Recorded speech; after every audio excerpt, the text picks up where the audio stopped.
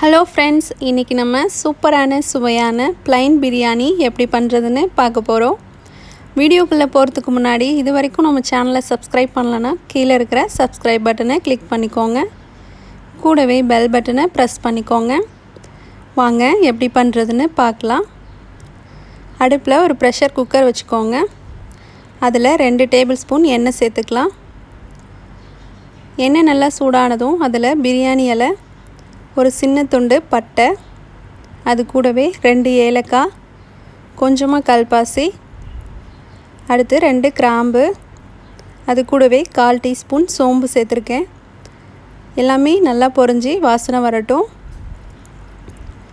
நல்லா பொரிஞ்சதுக்கப்புறம் இதில் 5 பச்சை மிளகாவை கீரி சேர்த்துருக்கேன். அது கூடவே 2 மீடியம் சைஸ் வெங்காயத்தை இந்த மாதிரி நீளமாக நறுக்கி சேர்த்துக்கோங்க.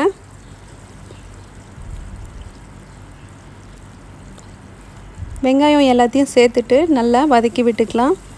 பச்சை மிளகாய், வெங்காயம் ரெண்டுமே நல்லா வதங்கணும்.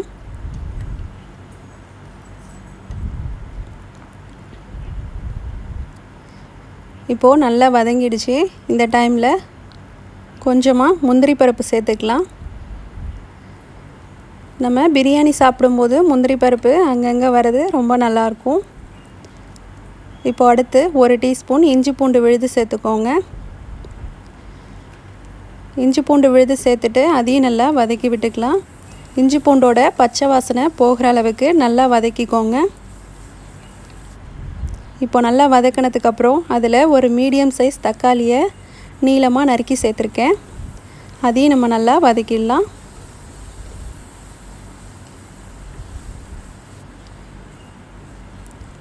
தக்காளி, வெங்காயம் எல்லாமே நல்லா வதங்கிடுச்சு. இப்போ இதில் கொஞ்சமாக மல்லித்தழை, புதினா தழை சேர்த்துக்கலாம்.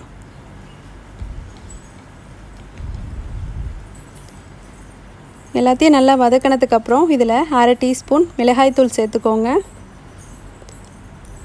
அது கூடவே 1/2 டீஸ்பூன் கரம் மசாலா சேர்த்துக்கலாம். இப்போ இது எல்லாத்தையும் நல்லா கலந்து விட்டுக்கோங்க. நீங்கள் மிளகாய்த்தூளுக்கு பதில் 1/2 டீஸ்பூன் பிரியாணி மசாலா கூட சேர்த்துக்கலாம், அதுவும் நல்லாயிருக்கும். இப்போது எல்லாம் நல்லா வதங்கினதுக்கப்புறம் இதில் 2 டீஸ்பூன் தயிர் சேர்த்துக்கோங்க. தயிர் சேர்த்துட்டு எல்லாத்தையும் நல்லா நம்ம கலந்து விட்டுக்கலாம்.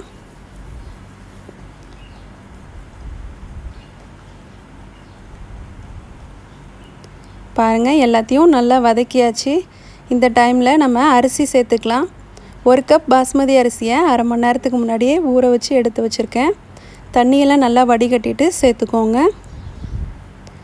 அரிசியை சேர்த்துட்டு பொறுமையாக கலந்து விட்டுக்கலாம். நம்ம ஊற வச்சுருக்கிறதுனால அரிசி உடையும். பொறுமையாக கலந்து விட்டுக்கோங்க.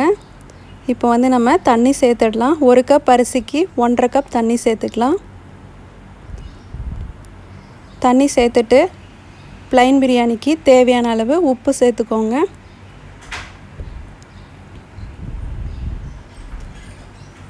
உப்பு சேர்த்து எல்லாத்தையும் நல்லா கலந்து விட்டுக்கோங்க. எல்லாத்தையும் நல்லா கலந்து விட்டாச்சு. இப்போ மேலே கொஞ்சமாக மல்லித்தழை சேர்த்துக்கலாம். மல்லித்தழை சேர்த்துட்டு குக்கரை மூடிடுங்க. அது கூடவே 1 ஸ்பூன் நம்ம நெய் சேர்த்துக்கலாம். நெய் சேர்த்துட்டு இப்போது குக்கரை மூடிடுங்க. குக்கர் மூடிட்டு மிதமான ஹீட்டில் 2 விசில் வரட்டும். விசில் ப்ரெஷர்லாம் நல்லா அடங்கினதுக்கப்புறம் நம்ம இப்போது ஓப்பன் பண்ணி பார்க்கலாம். பாருங்கள், நம்மளோட ப்ளைன் பிரியாணி ரொம்ப சூப்பராக ரெடி ஆயிடுச்சு. பாருங்கள், எப்படி அரிசிலாம் உடையாமல் ரொம்ப அருமையாக ரெடி ஆயிடுச்சு. இது கூட நீங்கள் கத்திரிக்காய் தொக்கு வச்சு சாப்பிட்டிங்கன்னா அட்டகாசமாக இருக்கும். கண்டிப்பாக இதை உங்கள் வீட்டில் செஞ்சு பாருங்கள். இந்த ரெசிபி உங்களுக்கு பிடிச்சதுன்னா லைக் பண்ணுங்கள், ஷேர் பண்ணுங்கள். மறக்காமல் எங்கள் சேனலை சப்ஸ்கிரைப் பண்ணுங்கள். தேங்க்யூ.